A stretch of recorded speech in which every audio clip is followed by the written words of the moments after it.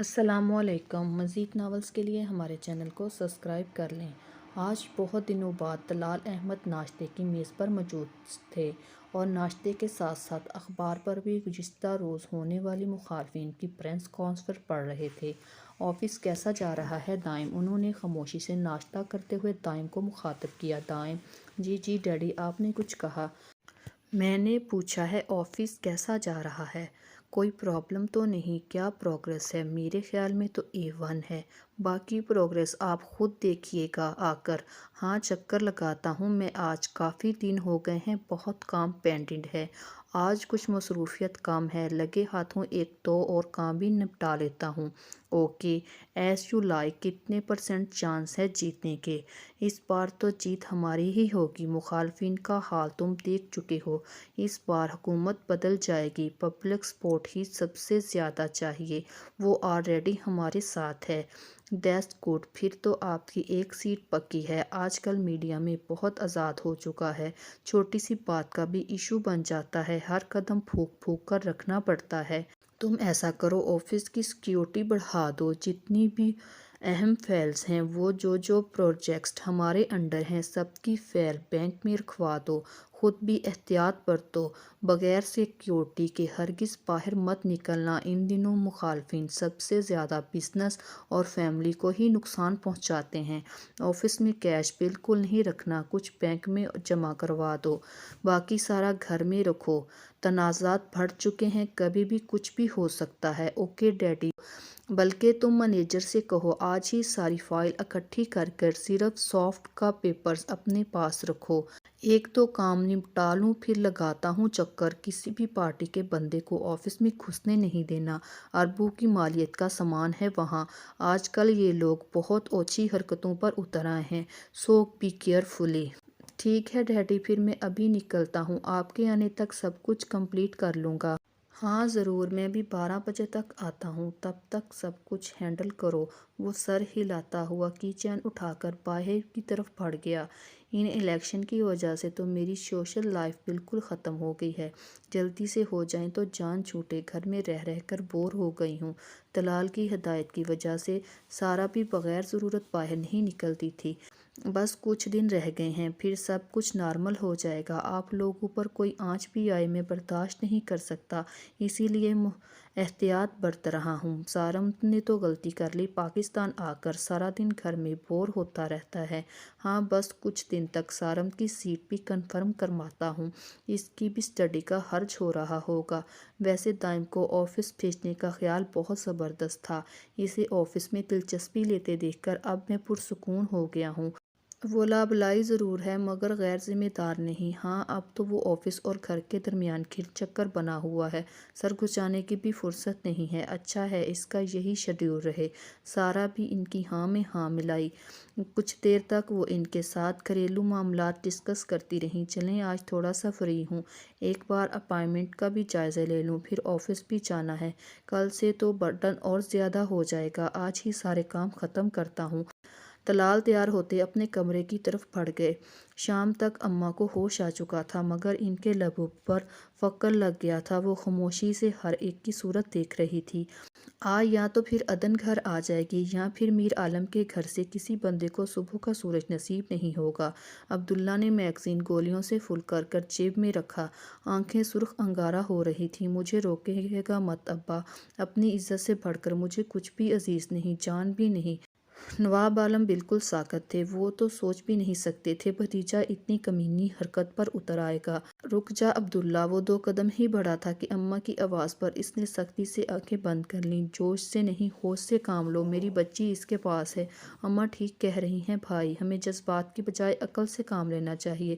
پھر کیا کروں تم مجھے بتاؤ، یہ جانتے ہوئے بھی کہ میری بہن اس کمینے خبیث انسان کے پاس ہے میں کچھ نہیں کر پا رہا، میرے ہاتھ بندھے ہوئے ہیں، مجھے یہ خیال جینے نہیں دے رہا۔ میری بہن اتنے دنوں سے اس کے پاس ہے، میرا دل کر رہا ہے میں خود کو گولی مار لوں۔ وہ آنسو چھپانے کو سر جھکا گیا۔ اماں آہستہ آہستہ چلتی اس کے پاس آ کر کھڑی ہو گئی۔ مرد رویا نہیں کرتے عبداللہ، اپنی بیٹی کو میں نے اللہ کی ایمان میں دے دیا۔ میں سوچ بھی نہیں سکتی تھی جگیر اتنی ذلیل حرکت کرے گا، اپنے خاندان کی عزت کا پاس بھی نہیں رکھے گا۔ اگر وہ اس حد تک جا سکتا ہے تو کچھ بھی کر سکتا ہے۔ تم مجھے اس کے گھر لے چلو، میں ایک ایک بندے کی منت کر لوں گی، پروین کے پاؤں پکڑ لوں گی، انہیں جو چاہیے ہوگا ہم انہیں وہ سب دے دیں گے، بس مجھے میری عدن چاہیے۔ اسے کہیں سے لے آؤ عبداللہ، میں ان کے گھر کے ایک ایک فرد کے آگے ہاتھ جوڑ لوں گی، وہ جو کہیں گے میں مانوں گی، بس کہیں سے مجھے میری بچی لا دو، میں مر جاؤں گی اس کے بغیر۔ اپنی روبدار اماں کو اس حالت میں دیکھ کر عبداللہ اور حیدر دونوں کی آنکھیں برس پڑی۔ نہیں اماں، آپ کے بیٹے زندہ ہیں، میں ان گھٹیا لوگوں کے آگے آپ کو جھکنے نہیں دوں گا، عدن کو میں واپس لا کر رہوں گا، یہ وعدہ ہے میرا۔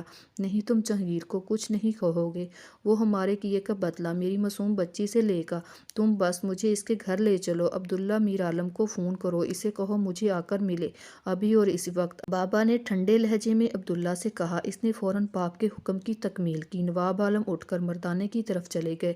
آج پہلی بار انہیں میر عالم کا بے چینی سے انتظار تھا۔ السلام علیکم بھائی جان، خیریت تو ہے نا؟ عبداللہ کا فون آیا تھا، میں فوراً اٹھ کر چلا آیا، سب ٹھیک تو ہے نا؟ آج سے پہلے کبھی نواب عالم کا بلاوا نہیں کیا تھا، سو اسی لیے میر عالم حیران تھے۔ نواب عالم نے تیکھی نظروں سے بھائی کو دیکھا۔ کیا بات ہے بھائی جان، عدن کہاں ہے؟ عدن گھر پر ہی ہوگی، آپ مجھ سے کیوں پوچھ رہے ہیں؟ میر عالم کو بہت کچھ غلط ہونے کا احساس ہوا۔ بچے نہیں ہو تم جو میری بات نہیں سمجھ رہے ہو، مجھے لگتا تھا تم سدھر چکے ہو، مگر نہیں، سانپ ہمیشہ سانپ ہی رہتا ہے۔ اپنے بیٹے سے کہو شام سے پہلے میری بیٹی کو واپس بھیج دے، ورنہ تمہارا بیٹا صبح کا سورج نہیں دیکھے گا۔ یہ کیا کہہ رہے ہیں آپ؟ مجھے کچھ سمجھ نہیں آ رہا، میرے سامنے زیادہ بھولے بننے کی ضرورت نہیں، میرا یقین کریں مجھے کچھ علم نہیں، آپ کیا کہہ رہے ہیں؟ کہاں ہے عدن؟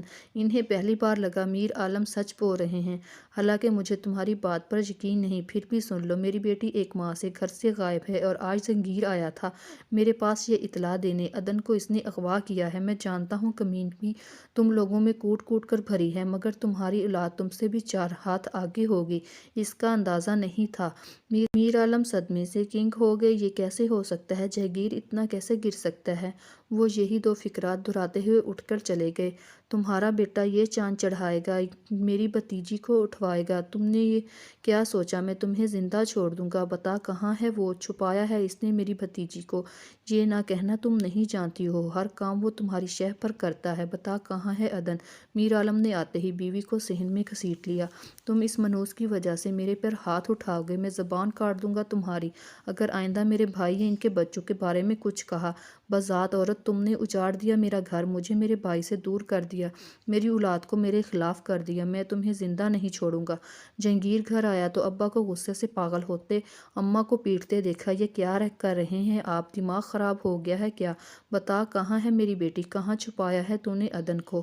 انہوں نے اماں کو چھوڑ کر جھٹکے سے اس کا گریبان تھاما۔ اچھا تو یہ وجہ ہے اس کر چمک کی، واہ بھئی بڑی کوئک سروس ہے آپ کے بھائی کی، اپنی زبان کو لگام دے، کہاں ہے عدن؟ تو نے مجھے بھائی کو منہ دکھانے کے قابل نہیں چھوڑا، بغیرت انسان، اپنے خاندان کی عزت پر ہاتھ ڈالتے ہوئے حیا نہیں آئی تجھے؟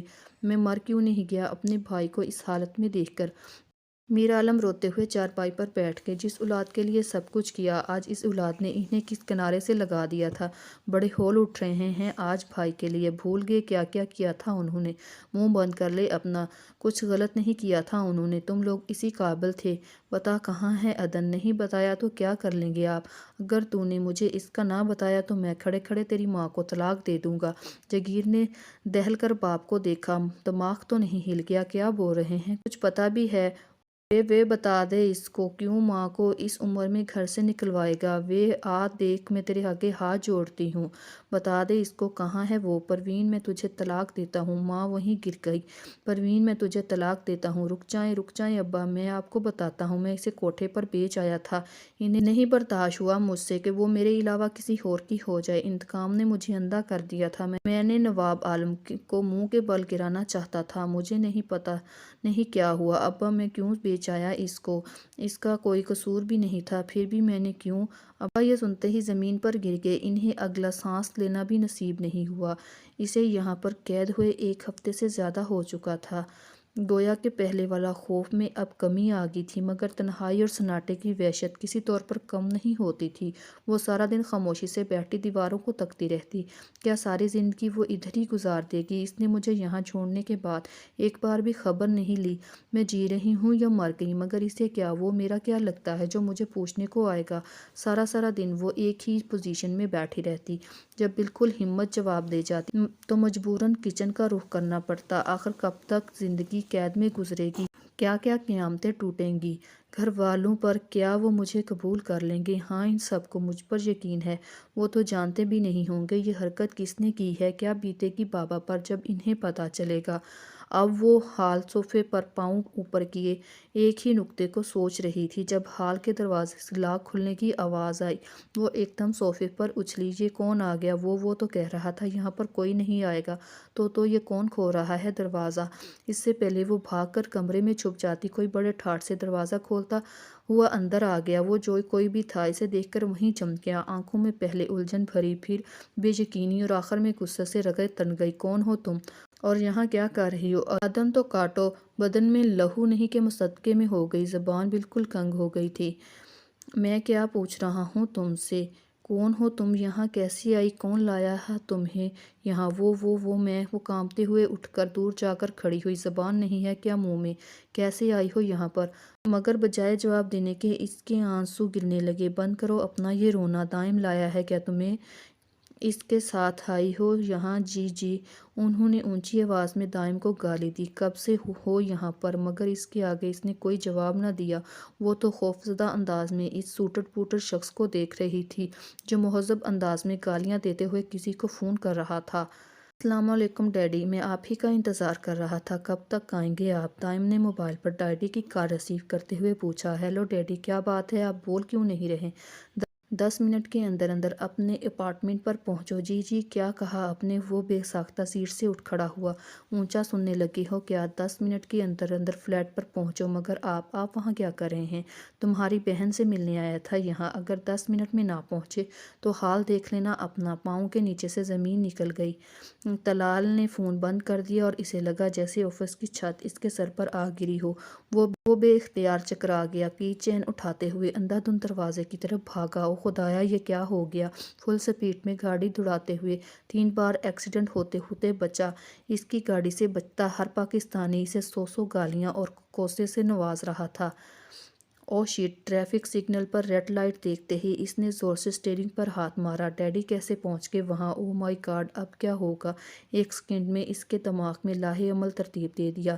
وہیں کھڑے کھڑے اس نے تیزی سے علی کا نمبر ڈائل کیا۔ بیل جا رہی تھی، چوتھی بیل پر علی کی آواز آئی۔ اگر تو نے مجھے اس لیے فون کیا ہے کہ میں تیرے ساتھ آ کر لنچ کروں تو یہ بھول ہے تیری۔ میں بزی بندہ ہوں، ایرے غیرے کے ساتھ منہ اٹھا کر نہیں چل پڑتا، سو خبردار آئندہ مجھے فون مت کرنا۔ منہ بند کر موٹے، پہلے میری بات سن۔ ابھی 10 منٹ کے بعد میں تجھے کال کروں گا۔ اس وقت ڈیڈی میرے سامنے ہوں گے تو نے مجھے ایسی باتیں کرنی ہے کہ کچھ ہفتے پہلے میری شادی ہوئی ہے گھر والوں کے علم میں لائے بغیر، اور تم اس کے گواہ کے طور پر شامل ہو، اور تمہارے گھر والے بھی اس چیز سے باخبر ہیں۔ Hold on! ایک منٹ، کیا بک رہے ہو؟ کون سی شادی؟ کون سا گواہ؟ یہ کون سی سٹوری ہے؟ دماغ تو نہیں ہل گیا تیرا؟ اب کہیں سے بچے نہ لے آنا۔ علی، میں جو کہہ رہا ہوں وہ صرف سن، میں بعد میں تجھے سب کچھ بتا دوں گا۔ ابھی 10 منٹ بعد فون کروں گا، سپیکر آن ہوگا، تو نے سب کچھ سنبھالنا ہے، کوئی گڑبڑ نہ ہو۔ سگنل کھل چکا تھا، اس نے گاڑی آگے بڑھا دی۔ سمجھ گیا نا میں کیا کہہ رہا ہوں؟ کوئی گڑبڑ نہ ہو ورنہ تو زندہ نہیں بچے گا۔ ہاں بیٹا، میں تو پیدا ہی اسی لیے ہوا تھا، تو بگاڑتا جا اور سب کچھ پیچھے پیچھے میں سنوارتا ہوں، تو اور اب تیرا جھوٹا نکاح کا سچا گواہ بھی بن جاؤں بغیر چھواروں کے۔ منہ بند کر، میں پہنچ چکا ہوں، 10 منٹ بعد فون کرتا ہوں، پلیز سب کچھ سنبھال لینا، مروا نہ دینا کہیں۔ وہ فون بند کرتا ہوا فلیٹ کی جانب بڑھ گیا۔ ہینڈل پر ہاتھ رکھتے ہی دروازہ کھلتا چلا گیا۔ سامنے بیٹھے طلال خون خوار نظروں سے اسی کی جانب دیکھ رہے تھے۔ عدن دوسرے صوفے کے پاس کھڑی تھی۔ وہ ماتھے پہ آیا پسینہ صاف کرتے ہوئے ان کی جانب بڑھا۔ السلام علیکم ڈیڈی، آپ یہاں پر کیسے؟ کوئی کام تھا تو مجھے کہہ دیا ہوتا۔ وہ لہجے میں خوشگواریت سموتا ان کی جانب آیا۔ جیسے اسے ڈیڈی کے آنے کی بے انتہا خوشی ہو۔ طلال نے ہاتھ کے اشارے سے اسے وہیں روک دیا۔ کون ہے یہ؟ اس نے صوفے کے پیچھے کھڑی عدن کو دیکھا۔ ڈیڈی یہ عدن ہے، نام نہیں پوچھا میں نے، کس حیثیت سے موجود ہے یہاں پر؟ وہ غصے میں صوفے سے اٹھ کھڑے ہوئے۔ Daddy she is my wife. گلے میں ابھرتی گلٹی واضح نظر آئی تھی۔ عدن نے اسے ایسے دیکھا جیسے اس کی دماغی حالت پر شبہ ہو۔ جسٹ شٹ اپ، میں نے ہر چیز کچھ دن کے لیے تمہارے حوالے کر دی، تو اس کا یہ مطلب ہے کہ تم ہر شے پر اپنی من مانیاں کرنے لگو۔ طلال کی دھاڑ پورے فلیٹ میں گونجی تھی۔ جہاں سے لائے ہو وہیں چھوڑ کر آؤ تم لڑکی کو۔ میرے بیٹے کو تو اچھے برے کی ویسے ہی تمیز نہیں، تمہارے لیے یہی بہتر ہے ابھی کے ابھی یہاں سے نکلو۔ طلال جیسے ہی اس کی جانب بڑھے وہ فوراً ان کی اور عدن کے درمیان آ کر کھڑا ہو گیا۔ فار گاڈ سیک ڈیڈی، کہاں جانا ہے اس نے؟ میری بیوی ہے تو میرے ہی گھر میں رہے گی نا، بکواس مت کرو میرے سامنے۔ تمہارا کیا خیال ہے تم کسی بھی راہ چلتی لڑکی کو پکڑ کر لے آؤ گے اور کہہ دو گے یہ تمہاری بیوی ہے تو میں یقین کر لوں گا؟ پاگل سمجھ رکھا ہے کیا؟ دیکھیں انکل، آپ کو کوئی؟ عدن کچھ کہنے ہی لگی تھی کہ دائم نے اسے ایسی نظروں سے دیکھا، دوبارہ اس میں سر اٹھانے کی ہمت ہی نہیں ہوئی۔ لڑکی، تم نے سنا نہیں کیا؟ اٹھاؤ اپنا بوریا بستر اور فوراً نکلو یہاں سے، دوبارہ اس طرف منہ بھی مت کرنا ورنہ جانتی ہو نا ہی مجھے۔ جیسے ہی وہ دوبارہ اس کی جانب بڑھے، دائم نے عدن کو بازو سے پکڑ کر اپنے پیچھے کر لیا۔ ڈیڈی، یہ کہیں نہیں جائے گی، آپ جو کہنا ہے وہ مجھ سے کہیں، اسے بیچ میں مت لائیں۔ بیٹے کی ڈھڈائی پر وہ کھول کر رہ گئی۔ اگر آپ کو مجھ پر یقین نہیں تو میں علی سے آپ کی بات کروا دیتا ہوں۔ یہ علی بیچ میں کہاں سے آ گیا؟ اس کا یہاں پر کیا کام؟ وہ گواہ ہے ہمارے نکاح کا، بلکہ اس کی فیملی بھی موجود تھی یہاں۔ دائم کی بات سن کر انہیں واقع ہی دن میں تارے نظر آنے لگے۔ اس نے علی کو فون ملا کر سپیکر آن کر دیا۔ بیل جا رہی تھی، 5ویں بیل پر اس نے فون اٹھایا۔ ہیلو علی، کیسے ہو؟ میں دائم بات کر رہا ہوں۔ آج فون کیسے کر لیا؟ آج کیسے یاد آ گئی ہماری؟ شادی کیا کروائی تم نے؟ سب کچھ ہی بھول گئے ہو، مانا کہ اب تم شادی شدہ ہو، کہاں ٹائم ہوگا تیرے پاس ہمارے لیے؟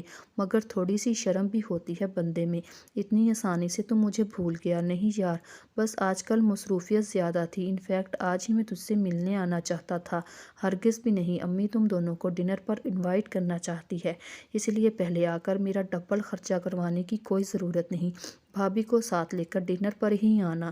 انکل کو بتا دیا کیا؟ ویسے میرا خیال ہے جتنا تو گھاٹ مار ہے، تو نے انہیں اب تک کچھ نہیں بتایا ہوگا۔ دیکھ یار، تو انہیں ساری بات کلیئر کر دے، وہ بہت برائٹ مائنڈڈ انسان ہے، لو میرج کرنا گناہ تھوڑی ہے، پھر بھابھی تو ہے ہی اتنی اچھی۔ انکل کچھ نہیں کہیں گے تجھے۔ علی کی نمبر 1 پرفارمنس پر اس نے چہرہ پھیر کر بمشکل ہنسی کنٹرول کی۔ عدن پھٹی پھٹی نظروں سے کبھی اسے اور کبھی اس کے ہاتھ میں پکڑے موبائل کو دیکھ رہی تھی۔ جہاں کوئی عقل سے پیدل انسان نان سٹاپ شروع ہو چکا تھا، اس نے کن عقلوں سے ڈیڈی کو دیکھا جن کا چہرہ سفید پڑتا جا رہا تھا۔ چل علی ٹھیک ہے، آنٹی کو بتا دینا ہم دونوں ضرور آئیں گے، اوکے؟ آج شام آفس کا چکر لگانا، پھر بات کریں گے، اس نے کہہ کر کال کاٹ دی۔ فون بند ہوتے ہی ڈیڈی راستے میں پڑی ٹیبل کو ٹھوکر مارتے ہوئے دروازے سے باہر نکل گئے۔ مزید ناولز کے لیے ہمارے چینل کو سبسکرائب کر لیں۔ اگر ویڈیو پسند آئی ہو تو ویڈیو کو لائک اور شیئر کریں، چینل کو سبسکرائب کریں۔ شکریہ۔